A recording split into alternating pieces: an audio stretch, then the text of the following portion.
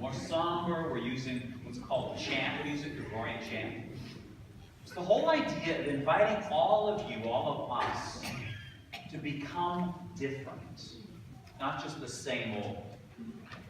So the question to ask yourself is, what are you doing differently during these next 40 plus days? There are a lot of activities we have going on in the parish. And are you going to take advantage of them, or just kind of do the same old? There are some things in your life that perhaps maybe you should stop doing, give up, abstain from. This is a time also when we're invited to look at our own temptations. Now, as you just heard, Jesus was tempted. This is Luke's version. And basically, there's three areas, and let me describe them in modern terms. So the first one is the whole area of like being tempted to just take care of your body. Like, I've got to do this, or I've got to do that. I need enough food, or I've got to lose weight. I've got to be stronger. That's a temptation many of us have.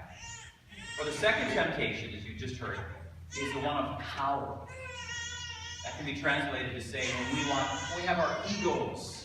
He said, I've got to do more. I've got to be wonderful all the time. I've got to be popular in school. I've got to have everybody like me at work. I mean, that's the temptation. Or the third one, which is probably the most common, is the temptation not to trust God. Some ought to say, well, I'll just figure it out myself. I'll just got to hunker down and do everything, as opposed to saying, wow, God, you're in charge.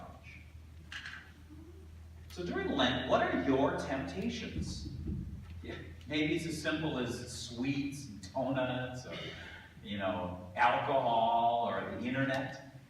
But maybe it's something even deeper, like you are tempted to always be fearful.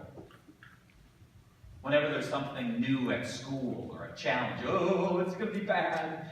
Or maybe you are tempted to always think badly about other people. I mean, whenever you hear gossip, you're the first ones to share it, as opposed to say, hey, I'm not going to share that.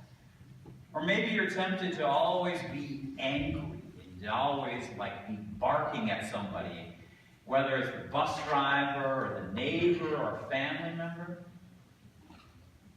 What are your temptations? Now, Lent is a time not only for us to look at how we can become better, how can we become how God wants us to become, but also a chance for us to look at how we can make others better. Bring out the best in somebody else.